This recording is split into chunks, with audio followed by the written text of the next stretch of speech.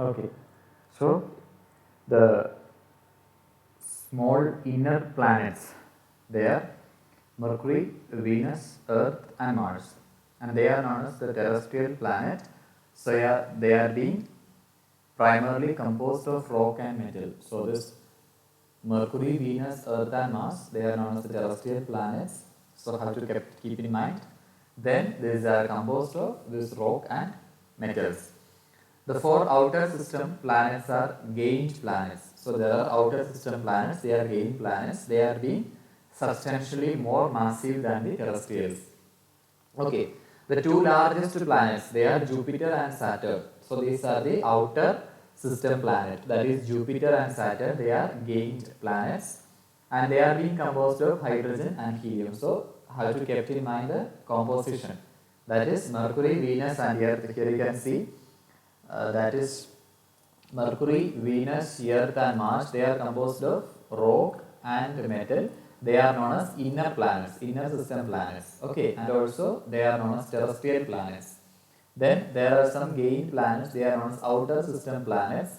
They are Jupiter and Saturn. They are composed of hydrogen and helium. Okay.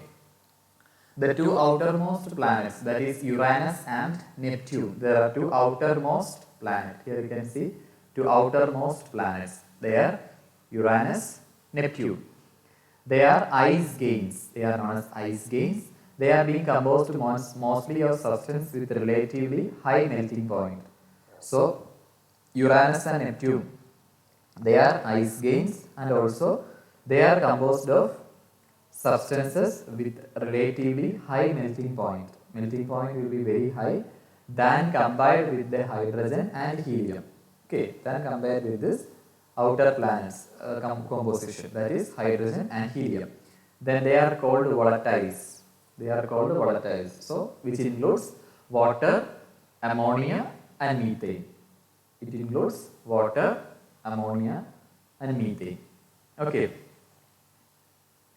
Then all 8 planets have almost circular orbits that lie within a nearly flat disk called elliptic. In an elliptical shape only, these are circulating, or these are orbiting. We can say these are orbiting.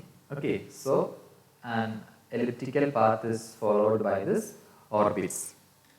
This 8 planets. Okay, so there are 8 planets. 1, 2, 3, 4, 5, 6, 7, 8. So inner system planets, outer system planets, and outermost planets. Okay, planets are divided into 3 categories, that is terrestrial, outer system planets, and outermost planets. Okay. Then now we need to know the composition and the structure of our solar system. How our solar system have been formulated like that, or what is the reason behind the structure, or reason behind this order. Then composition, as we have said, the inner planets are composed of rocks and metals, whereas outer planets are composed of hydrogen and helium. Then outermost is very gain materials, like that. We need to study about each portion, how it is composed, and what is the chemical composition, whatever it is, whatever the composition it may be.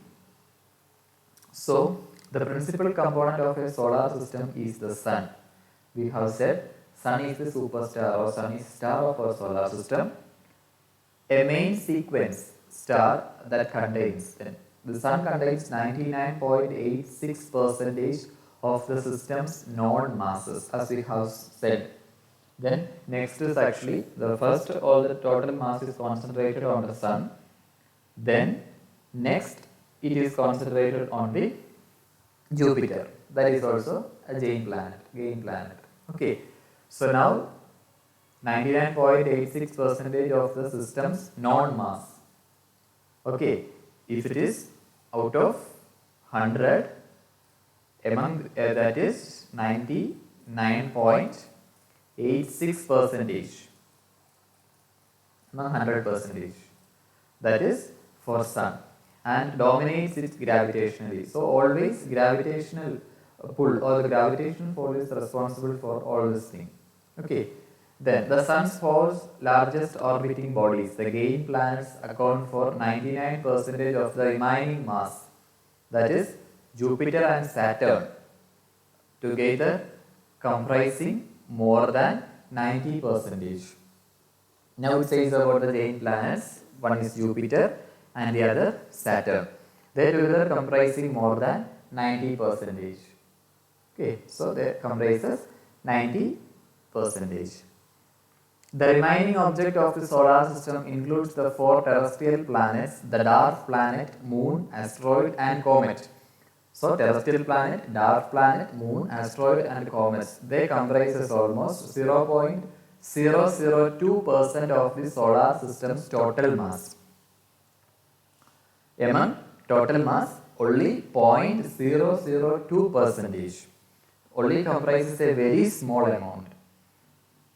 So among this 100%, only these terrestrial planets, dwarf planets, moon, asteroid and comets, all of this comprises only 0.002% of the solar system's total mass. Okay. Then the next is the distances and scales. How the distance and scale account for our solar system. The distance from Earth to the Sun is 1 astronomical unit. Yeah, it's very important.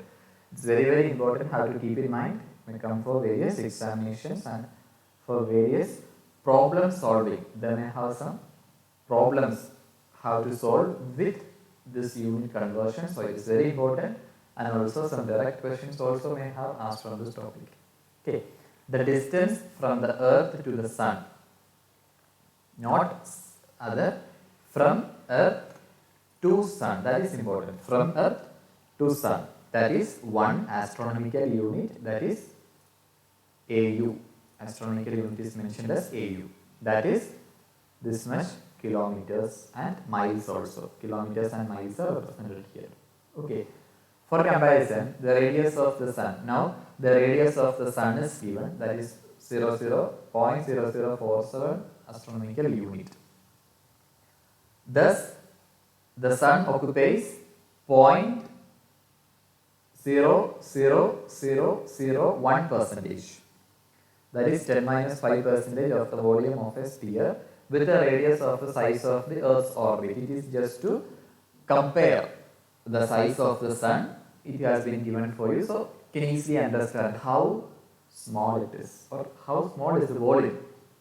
Just for your better understanding, we have kept this for you, whereas the Earth volume is roughly 1 million, or that is 10 minus 6 that of the Sun. When we compare the volume of the Sun to the volume of the Earth. Okay. Third point is Jupiter, the largest planet. So Jupiter is the largest planet, is 5.2 astronomical unit. Sun is 1 astronomical unit, where Jupiter it is 5.2 astronomical unit, and also kilometers and miles it is given the distance then from the Sun, and has a radius. So radius is also given. So this have to keep in mind, that is distance from Earth to Sun is 1 astronomical unit. Then from Jupiter to Sun is how much? 5.2 astronomical units. That you have to keep in mind. Then whereas the most distant planet is Neptune. That is 30 AU. That is 30 AU. That is 4.5 into 10 raised to 9, 109 kilometers. Miles is also given. That is from the Sun. From Sun to Neptune it is given. From Sun to Jupiter is given. Then from Earth to Sun is given. Okay. Yes. And this is how the distances and scales we can plot from our solar system. Okay. Now, on behalf of that, we have to see about the formation as well as the evolution. How this is formed or how this is evolved. It's very important. So, about the formation and the evolution. Yes. The solar system was formed, as we have said, it is 4.6 billion years ago, approximately 4.568 billion years ago, from the gravitational collapse of a region within a large molecular cloud. Same sentence we have told before.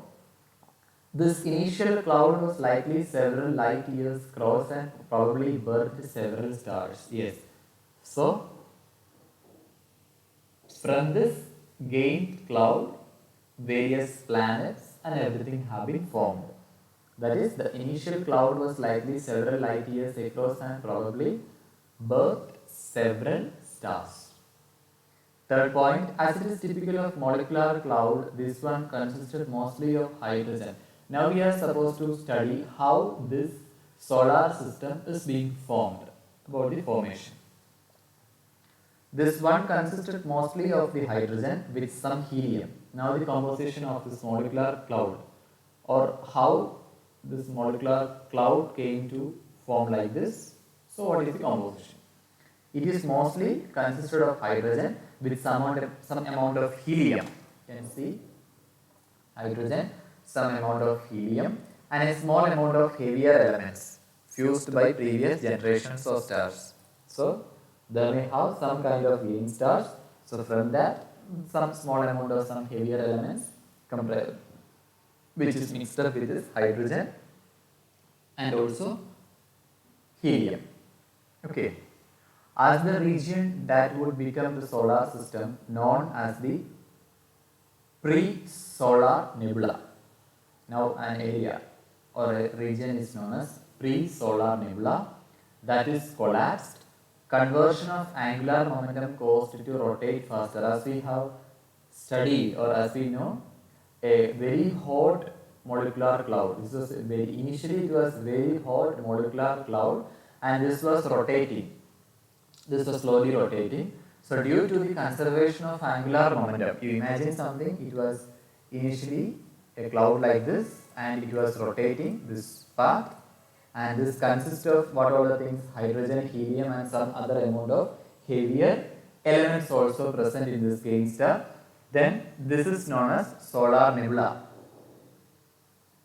This is known as solar nebula. Okay, solar nebula. Then, due to the conservation of angular momentum, since it is a rotating body, it will have a angular momentum. So, as per the law of conservation of angular momentum, what will happen? This starts rotating faster. Very fastly, this body or this molecular cloud starts rotating. That was the initial stage. Okay. Then, the center where most of the mass collected become increasingly hotter than the surrounding disk. As we know, the center where most of the mass collected. So, in the center portion, almost all the mass was collected in the center portion.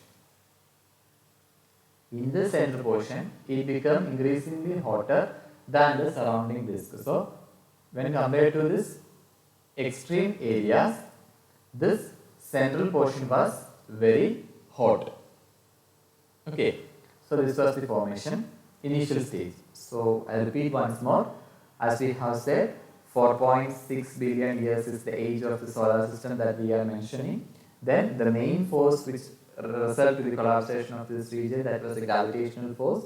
Then initially there was only a molecular cloud, a gain molecular cloud. So due to various processes or various changes, only this gain molecular cloud completely demolished, and as a result of this process, various planets have been evolved. Okay, so initially it was a solar nebula, it was very hot at the initial stage, then it collapsed. It collapsed why? Because of the rotational speed. Due to the conservation of angular momentum, the speed of this rotating nebula started increased. As a result of that, what happened? The nebula or the molecular cloud started collapsing. Okay. Then, now what happened? In the central portion of this mass collected, most of the mass was collected in the central portion, became increasingly hotter. It started to become very hotter than the surrounding disk. As the angular momentum increased, that is the rotating speed increased. So the central portion starts very much of heating, it starts heating very much. Yes, now you see this is an image. It's a hot nebula rotating, and the central portion you can see the hot, it will become more hot. Okay, so this will be something, your image representation, how the hot nebula will be. Okay. Yes, so moving to the next one. This is the result, that is after collapsing or after complete evolution of that hot nebula, various planets were formed. Sometimes it was small, sometimes it was very big, sometimes medium size. So various things, various celestial bodies have been evolved from that. So you can imagine some process like this may have occurred before. Okay, so this diagram will help you to easily imagine something after the collapsation of that hot nebula. It may be like this. Okay. Yes. Then, like this, material starts ejecting from that due to this collapsing. Like this, various materials have been started releasing from that hot body. Okay. Yeah. As the contracting nebula rotated faster, yes, as the contracting nebula rotated faster, it began to flatten into a protoplanetary disk with a diameter of roughly 200 AU, that is astronomical unit, that is 30 billion km, that is 90 billion miles. Okay, and a very hot, dense protostar at the center. Very dense protostar at the center. The planets formed by the accretion from the disk in which the dust and the gas gravitationally attracted each other, coalescing to form ever large bodies. As we have said before, due to this collision process, various material have been injected from that, and they start various large bodies. Hundreds of protoplanets may have existed in the solar system, but they either merged or were destroyed, leaving the planets dark planets and leftover minor bodies. Minor bodies are left over. Then various types of planets also, that is dark planets, big planets, smaller ones, various astronomical bodies, units are also being evolved from this hot nebula or the molecular cloud. Okay, so this was the formation. Now we need to know about various planets, Sun, various inner planets, various outer planets, and various comets, meteoroids, everything. Okay. So first of all is the Sun. First is the Sun. The Sun is the solar system's star. Sun is one of the star of solar system. That's very important. And by far its most massive component. So sometimes you may have some question like this: which one is the star of the solar system? And options may be Sun, Moon, or something.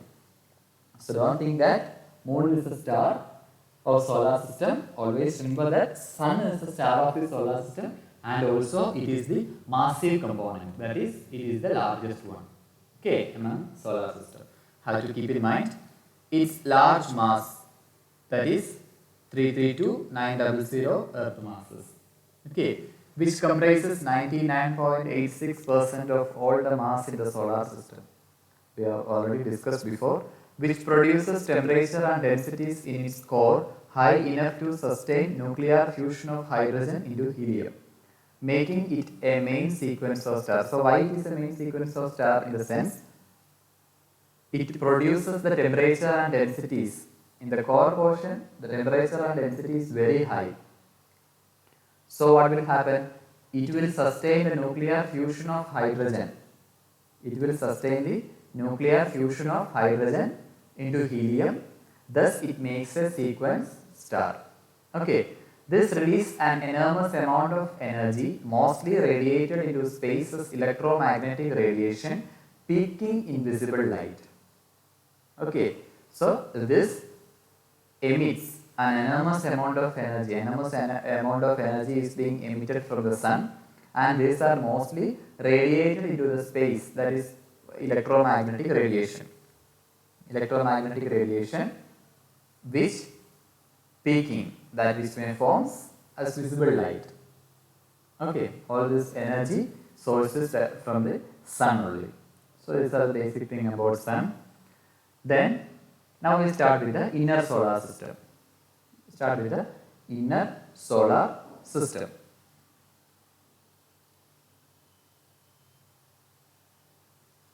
Inner solar system.